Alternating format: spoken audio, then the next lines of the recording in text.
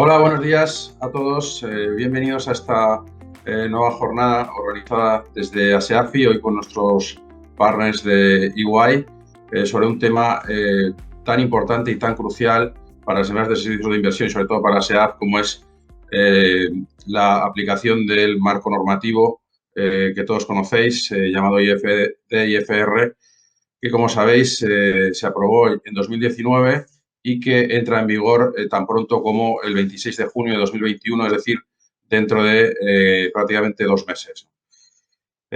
Por recordar un poco y hacer la introducción de este tema, insistir en que estas nuevas directivas tienen un impacto directo sobre los requisitos de la SESIS y de la SEAF, en concreto, en 4 puntos. El principal, que sería este incremento del capital mínimo que se va a aplicar, como decíamos, a partir de junio para todas las SESIS y la SEAF. En segundo lugar, el incremento de recursos propios. En tercer lugar, requisitos también nuevos de liquidez y de solvencia. Y, en cuarto lugar, también un punto importante que es la transparencia y el reporting. Por tanto, como decíamos, esto va a tener un impacto directo en las empresas de servicios de inversión y en las SEAF, sobre todo en las SEAF más pequeñas, en aquellas SEAF personas físicas, que van a tener serias dificultades para poder cumplir con estos requisitos.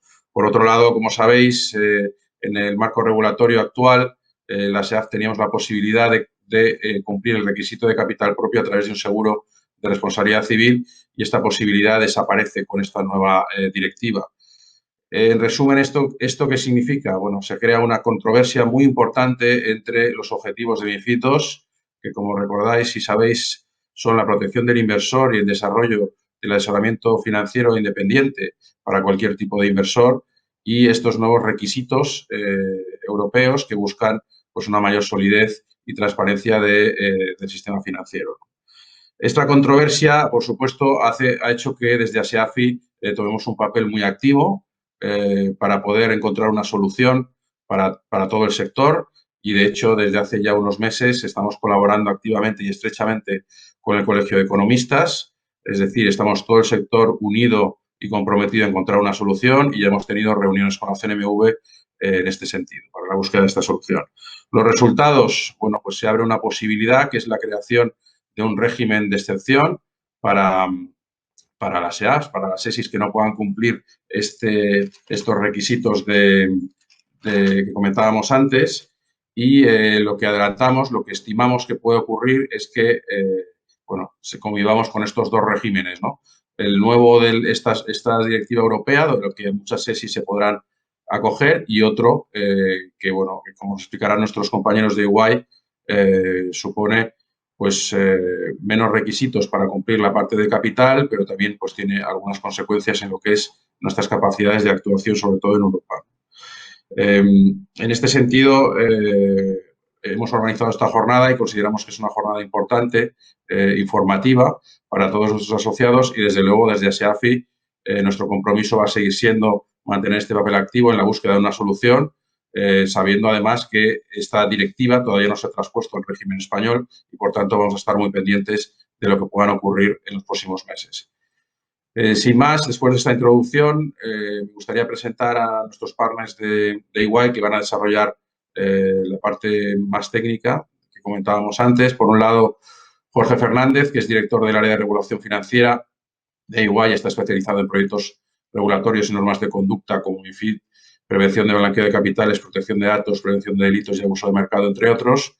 Y también Javier Ibarra, que es director del área de gestión de riesgos y regulación prudencial de EY, y que está especializado también en proyectos de supervisión bancaria, planes de recuperación y resolución, marcos de apetito al riesgo y desarrollo de informes de autoevaluación de capital y liquidez. A ambos agradeceros el compromiso con ASEAFI y vuestra ayuda en arrojar luz en esta nueva normativa, en esta nueva regulación, que, como hemos dicho antes, tiene un impacto tan directo en incluso la propia supervivencia del sector del asesoramiento financiero y de las SEAF, sobre todo más pequeñas. Os paso el micrófono y muchísimas gracias.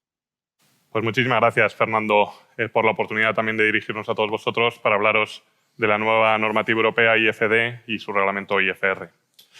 Como decía Fernando, esta es una norma que al final siguiendo la estela de lo que pasó en el sector bancario con CRD4, pues en el sector de servicios de inversión hemos visto como MiFID II desarrollaba nuevas normas de conducta para las entidades, sobre todo foco en transparencia con los clientes, y ahora IFD y IFR se focalizan en reforzar los requisitos prudenciales, capital, solvencia, reporting de las entidades, ¿vale?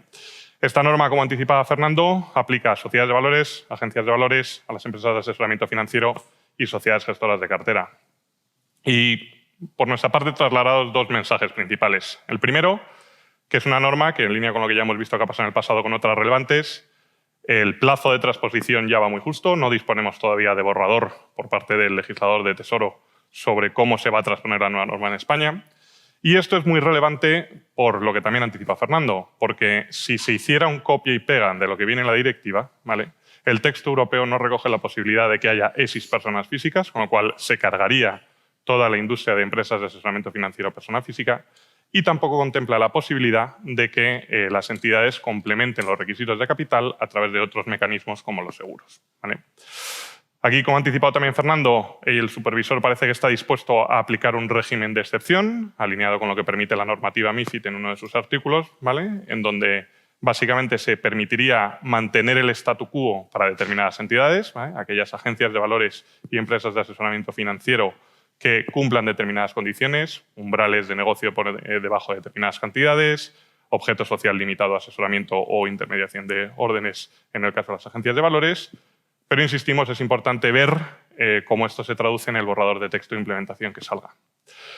El matiz o punto negativo que tiene este régimen de excepción, por lo que ya hemos anticipado con el supervisor, bueno, pues que no se podría operar de manera transfronteriza. Aquellas entidades que se acojan a este régimen de excepción no podrían acogerse a ese régimen de pasaporte comunitario y actuar en base a sucursal o libre prestación de servicios en otros países. Pero insistimos, lo bueno que tendrían es que mantienen el régimen que tienen actualmente, normas de transparencia, los requisitos de capital actuales, y no se enfrentarían a estos nuevos requisitos. Ahora mi compañero Javier os contará un poco un resumen, ¿vale?, de los principales impactos de esta nueva norma y cómo os afecta a vosotros, ¿vale? Antes de que le pase la palabra a Javier, yo sí quería hacer una breve descripción de los tipos de clase que veis ahí, ¿vale? Clase 1, 1A, 1B, clase 2 y clase 3, que se contemplan bajo la nueva directiva y el reglamento prudencial. La clase 1 son las entidades de crédito actuales, actualmente sujetas a CRR. Clase 1A y 1B serían el equivalente a las sociedades de valores, en el caso de España. Y la clase 2 y 3, en principio, está reservada para empresas de asesoramiento financiero, agencias de valores y sociedades gestoras de cartera, ¿vale? El matiz entre la clase 2 y clase 3 es que la clase 3 son entidades pequeñas y no interconectadas, ¿vale?, que es un régimen que prevé la norma, no tanto o no tan extremo como el régimen de excepción que estábamos comentando antes de CNMV, sino que permite que este tipo de entidades, de nuevo, que cumplan una serie de condiciones como volumen de activos asesorados por debajo de 1.200 millones de euros, un nivel de ingresos inferior a 30 millones de euros. Bueno, hay una serie de condiciones que se establecen. Bueno, pues aquellas entidades que lo cumplan, ¿vale?, podrán acogerse a esta clase 3 y, por lo tanto, determinados requisitos, que no todos, ¿vale?, únicamente determinados requisitos estarán exceptuados de cumplir. Entonces, Javier, si quieres hacer un resumen un poco de estos principales impactos. Muy bien, muchas gracias, Jorge. Tal y como comentaba Jorge, al final IFD y IFR lo que busca es la convergencia en los requerimientos regulatorios y los requerimientos supervisores para todas las entidades financieras. En este caso, el impacto que tenemos en las instituciones financieras con la entrada de IFD y IFR nos va a llevar tanto a una parte más cuantitativa, hablaríamos en el ámbito de capital o el capital basado a nivel riesgo, como también en una parte más cualitativa, con exigencias adicionales en el ámbito de disclosure reporting, como puede ser el Pilar 3 o el reporting a la propia autoridad, como ejercicios de autoevaluación tanto con los de capital como los ejercicios de autoevaluación de liquidez. Aquí destacar, en función de la clase, tal y como lo ha comentado Jorge, clase 1A, 1B, 2 o 3, los requerimientos pueden diferenciar. La clase 1A y la 1B estarán mucho más alineados a las exigencias actuales para entidades financieras de crédito y la clase 2 tendrá unos requerimientos, digamos, más suaves o más adaptados al tamaño y a la idiosincrasia de la propia entidad. Como decíamos, parte de regulación, requerimientos a nivel cuantitativo, cualitativo y de disclosure. A nivel de supervisión, volvemos al concepto de la convergencia. La idea de IFD y IFR es acercarnos al proceso supervisor llevado a cabo por el Banco Central Europeo, Banco de España, a nivel de las entidades no significativas, y la integración del procedimiento del SREP, el Supervisory Review and Evaluation Process, para esta tipología de entidades. Simplemente descartar el proceso de supervisión se apalancará mucho en los ejercicios de autoevaluación de capital y liquidez que realicemos las entidades y a través del Pilar 2 de Basilea, tanto la parte de capital como la de liquidez, se nos podrán requerir requerimientos adicionales, tanto de capital como de liquidez, como en algunos casos cualitativo. Jorge, si te parece, comentamos un poco el enfoque que podríamos llevar. Sí, o sea, yo aquí, importante, un poco en línea de lo que ha comentado Javier, al final todo esto lo que va a implicar es que las entidades vais a tener que destinar mayores recursos a calcular cosas, vais a tener que bloquear determinados activos en vuestros balances para hacer frente a esos nuevos requerimientos de capital, solvencia, liquidez. Y lo que es más importante, en línea con lo que comentábamos antes, para nosotros es crítico que las entidades que no hayan empezado ya con este ejercicio de por lo menos analizar, oye, ¿yo en qué categoría entro?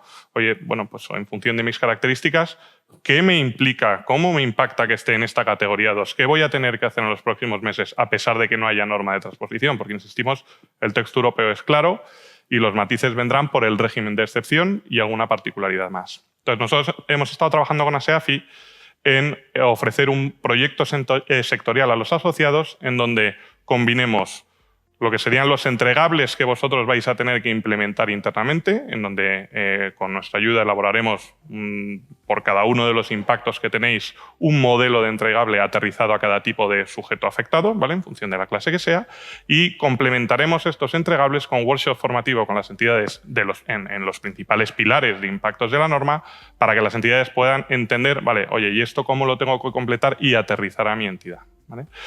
En este sentido, y para concluir, nosotros ya, sobre todo en este tipo de normas, hemos hecho ya bastantes proyectos sectoriales, ya los hicimos con CRD4 con muchas entidades, y para nosotros es la forma más óptima de afrontar este tipo de proyectos porque permite reducir costes. Son proyectos que al final son complicados, son complejos en recursos, tiempo y sobre todo en la parte técnica, y donde, bueno, si hay una masa grande de entidades que se asocian, pues el coste individual es mucho menor. Y segundo, porque a los efectos del propio supervisor, un proyecto sectorial permite que el estándar de mercado, cuantos más asociados se unan a este proyecto, queda fijado ahí. Si luego alguna entidad se pasa de frenada, hace un arco de iglesia, sí, muy compliance, pero va más allá, bueno, pues el supervisor igual es un modelo que le gusta, pero el estándar de mercado está más alineado con lo que vosotros hagáis. Entonces, por favor, nosotros estamos trabajando con ASEAFI en que tengáis todos los materiales y mucha más información de cómo nosotros proponemos que afrontéis este ejercicio y este reto, y a vuestra disposición, como siempre, para cualquier cosa que necesitéis. Muchísimas gracias por vuestro tiempo. Muchísimas gracias.